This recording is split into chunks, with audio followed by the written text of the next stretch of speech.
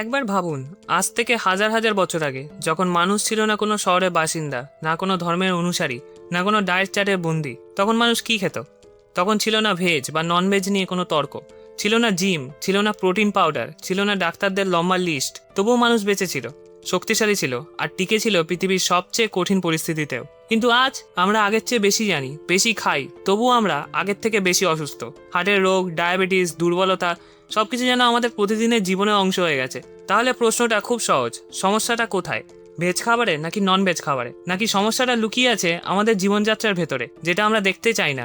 ইতিহাস বলছে এক অদ্ভুত সত্য, মানুষ কখনোই পুরোপুরি ভেজ ছিল না, আবার পুরোপুরি নন ভেজও ছিল না। তাহলে আমরা কেন এই দুই দলে ভাগ হয়ে গেছি?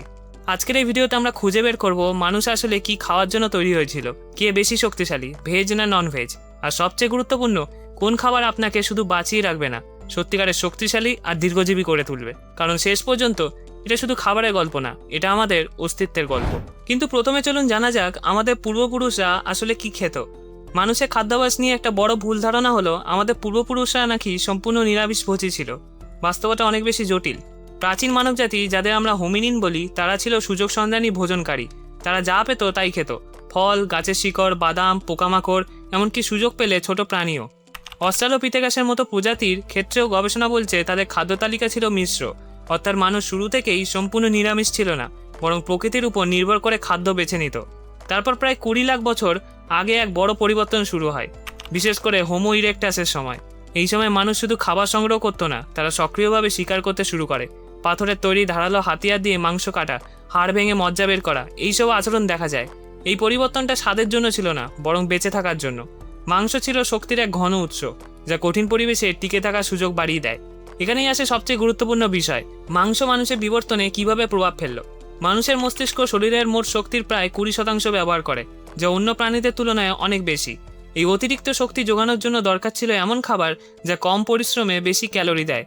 মাংস ঠিক সেটাই দেয়, উচ্চ ক্যালোরি, প্রচুর প্রোটিন এবং প্রয়োজনীয় ফ্যাট। এর সঙ্গে ছিল কিছু অত্যন্ত গুরুত্বপূর্ণ পুষ্টি উপাদান, যেমন ভিটামিন B12, আয়রন এবং ওমেগা-3 ফ্যাটি অ্যাসিড, যেগুলো মস্তিষ্কের বিকাশে বড় ভূমিকা রাখে।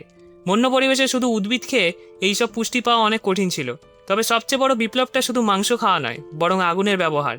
রিচার্ড র্যাঙ্কহামের তথ্য অনুযায়ী রান্না করাই মানুষের বিবর্তনের সবচেয়ে বড় মোড়। যখন মানুষ আগুনে খাবারে রান্না করতে শিখল, তখন অনেক খাবার অনেক সহজে হজমযোগ্য হয়ে গেল। রান্না করা খাবার খেয়ে শরীর বেশি শক্তি পেতে লাগলো, আর হজম করতে কম শক্তি খরচ হলো। এই বাড়তি শক্তি ধীরে ধীরে মস্তিষ্কের বিকাশে ব্যবহার হতে থাকে। রান্না করা মাংস ও উদ্ভিদ দুটোই মিলিত প্রভাব মানুষকে এক নতুন স্তরে নিয়ে যায়। এই পরিবর্তনের প্রমাণ আমরা আমাদের শরীরেই দেখতে পাই। প্রাচীন পূর্বপুরুষদের তুলনায় মানুষের দাঁত ও চোয়াল ছোট হয়ে গেছে, কারণ শক্ত কাঁচা খাওয়া চিবানোর প্রয়োজন কমে গেছে। একই সঙ্গে আমাদের পরিপাক তন্ত্র তুলনামূলকভাবে ছোট, মানে আমরা খাবার হজম করতে করতে কম শক্তি ব্যবহার করি। কিন্তু সবচেয়ে বড় পরিবর্তন হয়েছে মস্তিষ্কে। এর আকার উল্লেখযোগ্যভাবে বেড়েছে, অর্থাৎ শরীর কম শক্তি ব্যয় করে হজমে, আর সেই শক্তির ব্যবহার হয় চিন্তা, বিশ্লেষণ ও বুদ্ধির বিকাশে। কিন্তু আসলে কি খাওয়া উচিত আমাদের? শক্তি, পেশি ও পারফরমেন্সের দিক থেকে দেখলে আমিষ খাদ্য কিছুটা এগিয়ে থাকে, কারণ এতে এমন প্রোটিন থাকে যাকে বলা হয় কমপ্লিট প্রোটিন, মানে শরীরের জন্য প্রয়োজনীয় সব অ্যামাইনো অ্যাসিড একসাথে পাওয়া যায়। এর পাশাপাশি মাংস, মাছ বা ডিমে প্রাকৃতিকভাবে ক্রিয়েটিনও থাকে, যা পেশির শক্তি ও পারফরমেন্স বাড়াতে সাহায্য করে। তাই যারা জিম করে বা দ্রুত মাসেল গেইন করতে চায়, তারা সাধারণত আমিষ খেলে দ্রুত ফল পায়। উদাহরণ হিসেবে অনেকেই আর্নল্ড শোয়ার্জনেগারের কথা বলেন, যার শুরুর সময় ডায়েটে আমিষ খাবার খুব বড় ভূমিকা রেখেছিল। তবে এর মানে এই নয় যে নিরামিষ খেলে শক্তিশালী হওয়া সম্ভব নয়। নিরামিষ খাদ্য শক্তিশালী শরীর গড়া যায়, কিন্তু একটু বেশি পরিকল্পনা দরকার। যেমন ডাল ও ভাত একসাথে খেলে প্রোটিনের মান বেড়ে যায়। সয়াবিন, পনির, বাদাম এইসব খাবার যোগ করলে শরীরের প্রয়োজন মেটানো সম্ভব। অনেক নিরামিষভোজী অ্যাথলিটও আছেন যারা বিশ্বমানের শক্তি দেখিয়েছেন, যেমন প্যাট্রিক বাউমিয়ান। তিনি সম্পূর্ণ ভেগান হয়েও বিশ্বের অন্যতম শক্তিশালী মানুষ হিসেবে পরিচিত। তাই এখানে মূল পার্থক্য হলো আমিষে পড়তা সহজ আর নিরামিষে একটু বেশি সচেতনতা দরকার। এবার যদি দীর্ঘায়ু বা সুস্থভাবে বেঁচে থাকার দিকে তাকানো হয়, তাহলে নিরামিষ খাদ্যের কিছু বড় সুবিধা দেখা যায়। সাধারণত উদ্ভিদভিত্তিক খাবারে ফাইবার বেশি থাকে, যা হজম ভালো রাখে, আর এতে অ্যান্টিঅক্সিডেন্টও প্রচুর থাকে, যা শরীরকে রোগ থেকে রক্ষা করে। বিভিন্ন গবেষণা, বিশেষ করে হার্ভার্ড ইউনিভার্সিটির স্টাডিগুলো দেখিয়েছে প্ল্যান্ট বেসড ডায়েট অনেক ক্ষেত্রে হৃদরোগ, উচ্চ রক্তচাপ ও স্থূলতার ঝুঁকি কমাতে সাহায্য করে, ফলে গড় আয়ু কিছুটা বেশি হতে পারে। অন্যদিকে আমিষ খাদ্য সম্পূর্ণ খারাপও নয়। মাছ বা চিকেনের মতো লিন মিট সঠিক পরিমাণে খেলে শরীরের জন্য উপকারী হতে পারে, কিন্তু সমস্যা শুরু হয় যখন বেশি পরিমাণে লাল মাংস বা প্রসেস মিট খাওয়া হয়। ওয়ার্ল্ড হেলথ অর্গানাইজেশনের গবেষণায় দেখা গেছে প্রসেস মিট ক্যান্সারের ঝুঁকি বাড়াতে পারে, আর অতিরিক্ত লাল মাংস হৃদরোগের ঝুঁকি বাড়ায়। তাই এখানে আবারও একটা কথা, ডায়েটের মানটাই আসল, শুধু নিরামিষ বা আমিষ হওয়া নয়। সবশেষে আসে সবচেয়ে গুরুত্বপূর্ণ বিষয়, নিউট্রিয়েন্ট বা পুষ্টির বাস্তবতা। অনেকেই মনে করেন নিরামিষ মানে স্বাস্থ্যকর আর আমিষ মানে শক্তিশালী, কিন্তু বাস্তবতা একটু জটিল। যদি সঠিকভাবে পরিকল্পনা না করা হয় তাহলে নিরামিষ খাদ্যে ভিটামিন B12, আয়রন বা ওমেগা 3 ঘাটতি হতে পারে।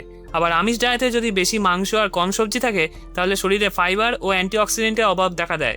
অর্থাৎ দুই ক্ষেত্রেই ভুলভাবে খেলে সমস্যা হবেই। সত্যিটা হলো ডায়েটের ধরন নয়, বরং তার ভারসাম্যই সবচেয়ে গুরুত্বপূর্ণ। তুমি নিরামিষ খাও বা আমিষ, যদি সেটা সঠিকভাবে পরিকল্পনা না করা হয় তাহলে সেটাই শরীরের জন্য ক্ষতিকর হয়ে উঠবে। আর যদি বুঝে শুনে খাওয়া হয় তাহলে দুই ধরনের ডায়েটই তোমাকে সুস্থ, শক্তিশালী এবং দীর্ঘজীবন দিতে পারে। কেউ সম্পূর্ণ নিরামিষ জীবন বেছে নিয়েছে, কেউ আবার প্রায় পুরোপুরি মাংস নির্ভর খাদ্যে বিশ্বাস করেন।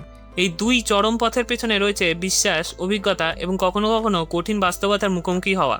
মহাত্মা গান্ধী ছিলেন এমন একজন ব্যক্তি যিনি সারা জীবন কঠোর নিরামিষভোজী ছিলেন।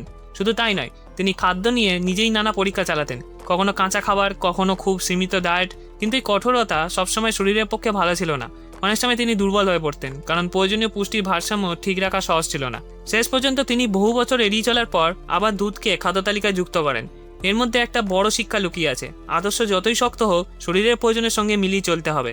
একইভাবে নিকোলা টেসলাও নিরামিষ জীবনধারার প্রতি আকৃষ্ট ছিলেন। তিনি বিশ্বাস করতেন উদ্ভিদভিত্তিক খাবার মানুষের মস্তিষ্ককে আরও পরিষ্কার ও মনোযোগী করে তোলে। তার জীবন ছিল অত্যন্ত শৃঙ্খলাবদ্ধ, চিন্তায় ভরপুর, কিন্তু শারীরিকভাবে তিনি খুব শক্তিশালী ছিলেন না। তার ক্ষেত্রে দেখা যায় মানসিক তীক্ষ্ণতা থাকলেও শরীর সবসময় সেই শক্তি ধরে রাখতে পারেনি। কিন্তু আধুনিক যুগে এই ধারণাকে একেবারে নতুনভাবে প্রমাণ করেছেন প্যাট্রিক বাউমিয়ান। তিনি সম্পূর্ণ ভেগান হয়েও বিশ্বের অন্যতম শক্তিশালী ব্যক্তিদের একজন হয়ে উঠেছিলেন। ভারোত্তোলন ও স্ট্রংম্যান প্রতিযোগিতায় বিশ্ব রেকর্ড করেছেন। তার উদাহরণ দেখায় সঠিক পরিকল্পনা, পুষ্টিজ্ঞান এবং আধুনিক ডায়েটের মাধ্যমে উদ্ভিদভিত্তিক খাবার দিয়েও চরম শারীরিক শক্তি তৈরি করা সম্ভব। অন্যদিকে এমন কিছু মানুষও আছেন যারা সম্পূর্ণ বিপরীত পথে গিয়েছেন, প্রায় পুরোপুরি মাংস নির্ভর খাদ্য গ্রহণ করেছেন। জর্ডান পিটারসন কার্নিভোর ডায়েট অনুসরণ করে দাবি করেছিলেন যে এতে তার অটোইমিউন সমস্যা ও মানসিক স্বচ্ছতা কিছুটা উন্নত হয়েছে। তবে এই ডায়েট নিয়ে বিজ্ঞানীদের মধ্যে এখনও তর্ক রয়েছেন, কারণ দীর্ঘমেয়াদের প্রভাব পুরোপুরি প্রমাণিত নয়। একইভাবে শন বার্কার বহু বছর ধরে প্রায় শুধুই মাংস খেয়ে সুস্থ ও শক্তিশালী থাকার দাবি করেন। তার শারীরিক গঠন শক্তিশালী হলেও অনেক বিশেষজ্ঞ মনে করেন এ ধরনের ডায়েটের দীর্ঘমেয়াদী প্রভাব এখনও পরিষ্কার নয় এবং এতে কিছু ঝুঁকি থাকতে পারে। ইতিহাসের দিকে তাকালে দেখা যায় ইনুইট জনগোষ্ঠী প্রায় সম্পূর্ণ মাংস ও মাছের উপর নির্ভর করে বেঁচেছিল। কঠিন শীতপ্রধান অঞ্চলে উদ্ভিদজাত খাবার খুব কমই ছিল, তাই তাদের শরীর সেই পরিবেশ অনুযায়ী মানিয়ে নিয়েছিল। তারা বেঁচে থাকতে পেরেছে, কিন্তু তাদের স্বাস্থ্য ও আয়ুষ্কাল আধুনিক মানদণ্ডে ভিন্ন ছিল এবং সেটাকে আদর্শ ডায়েট বলা কঠিন। সবকিছু মিলিয়ে একটা বিষয় স্পষ্ট, মানুষের শরীর অনেক কিছুতে মানিয়ে নিতে পারে, কিন্তু বেঁচে থাকা আর সেরা স্বাস্থ্য এক জিনিস নয়। সম্পূর্ণ নিরামিষ হোক বা সম্পূর্ণ মাংস নির্ভর, দুই ক্ষেত্রে সঠিক জ্ঞান, পুষ্টির ভারসাম্য এবং ব্যক্তিগত প্রয়োজন বোঝা অত্যন্ত গুরুত্বপূর্ণ। যদি কেউ হঠাৎ করে পুরোপুরি নিরামিষভোজী হয়ে যায় কিন্তু সঠিকভাবে পরিকল্পনা না করে, তাহলে শরীরে দুর্বলতা আসতে পারে, শক্তি কমে যেতে পারে, এমনকি ভিটামিন B12 এর ঘাটতিও দেখা দিতে পারে। কারণ ভিটামিন B12 মূলত প্রাণীজ খাদ্যে পাওয়া যায়, আর সেটা না থাকলে শরীর ধীরে ধীরে ক্লান্ত হয়ে পড়ে। অনেকেই ভাবে ভেজ মানে হেলদি, কিন্তু বাস্তবে শুধু ভাত, আলু আর কম প্রোটিনযুক্ত খাবার খাওয়া হয় তাহলে সেটা শরীরের জন্য যথেষ্ট নয়। কিন্তু একই নিরামিষ খাবার যদি সঠিকভাবে ব্যালেন্স করা হয়, ডাল, বাদাম, বীজ, শাকসবজি, ফল আর প্রয়োজন হলে সাপ্লিমেন্ট, তাহলে ফল একেবারেই উল্টো হয়ে যেতে পারে। তখন শরীর শক্তি বাড়ে, হার্ট ভালো থাকে, ওজন নিয়ন্ত্রণে আসে এবং শরীর অনেক বেশি লাইট ও ফিট লাগে। অর্থাৎ ডায়েটটা ভেজ বা ননভেজ তার চেয়ে বেশি গুরুত্বপূর্ণ হলো সেটার গঠন। অন্যদিকে যদি কেউ পুরোপুরি ননভেজ ডায়েটে চলে যায় কিন্তু ভুলভাবে, অর্থাৎ অতিরিক্ত তেল, ভাজা মাংস, প্রক্রিয়াজাত খাবার, তাহলে সেটা শরীরের জন্য ঝুঁকিপূর্ণ হয়ে ওঠে। কোলেস্ট্রল বাড়ে, হৃদরোগের ঝুঁকি বাড়ে আর হজমের সমস্যা শুরু হতে পারে। শুধু মাংস খাওয়া সমস্যা নয়, কিভাবে খাচ্ছ সেটা আসল বিষয়। আবার কিছু মানুষ এখন এক্সট্রিম কার্নিভোর ডায়েট ফলো করে, যেখানে প্রায় শুধু মাংসই খাওয়া হয়। এতে অনেকেই শর্ট টাইমে কিছু সুবিধা পায়, যেমন ওজন কমা বা কিছু ইনফ্লেমেশন কমে যাওয়া, কিন্তু দীর্ঘমেয়াদের প্রভাব এখনও পুরোপুরি পরিষ্কার নয়। কারণ মানবদেহ হাজার হাজার বছর ধরে এক ধরনের মিশ্র খাবারের সঙ্গে মানিয়ে নিয়েছে। শুধু এক ধরনের খাবারের সীমাবদ্ধ থাকা দীর্ঘমেয়াদে কী প্রভাব ফেলছে সেটা এখনও গবেষণার বিষয়। এই ভিডিওটা যদি ভালো লাগে তাহলে এই ভিডিওগুলো দেখুন, সাবস্ক্রাইব করুন চ্যানেলটা এরকম ভিডিও আরও দেখতে। আশা করি ভালো লাগবে। দেখা হচ্ছে আরেকটা ভিডিওর সাথে। ধন্যবাদ।